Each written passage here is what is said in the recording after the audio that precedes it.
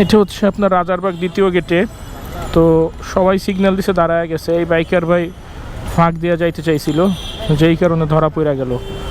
আসলে কি, আমরা একটু সময় বাঁচানোর চিন্তায় যখন টান দেই, অন্য সাইড থেকে কিন্তু অনেক সময় গাড়ি আসে, অনেক সময় কিন্তু বড় বড় দুর্ঘটনা ঘটে যায়। এই যে এখন এইখানে লিয়াজু করতেছে, অনেক রকমের চেষ্টা চালাচ্ছে, রিকোয়েস্ট করতেছে, কিন্তু সে মামলা দিবে, কারণ আমার ক্যামেরা অন, সার্জন সাহেব খেয়াল করছিল। তো যাই হোক, আপনারা এই সিগন্যাল অমান্য না করার চেষ্টা করেন। সিগন্যাল অমান্য করলে আপনার মামলার থেকে বেশি সমস্যা হচ্ছে যখন আরেকটা সিগন্যাল ছেড়ে দেয় আপনাকে আটকানোর জন্য, আপনাকে আটকায় আরেকটা যখন ছাড়ে, তখন কিন্তু ওই সাইডের গাড়িটা অনেক স্পিডে আসতে পারে। অস্বাভাবিক কিছুই না, একটা দুর্ঘটনার সম্মুখীন হইতেই পারেন।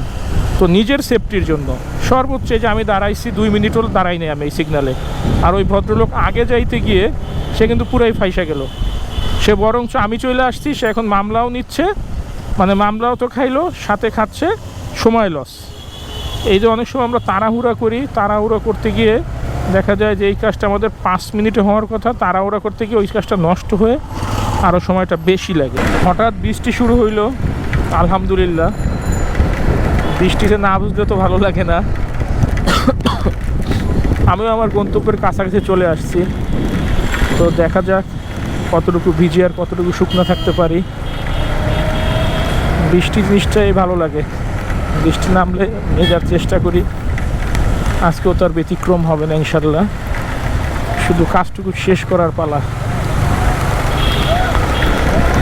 তো ভালো থাকবেন সবাই, সতর্কতার সাথে বাইক রাইডিং করবেন, একটু আস্তে যান কিন্তু সুস্থভাবে বাসায় যান, এইটাই আমার চাওয়া থাকে সবসময় সবার কাছে।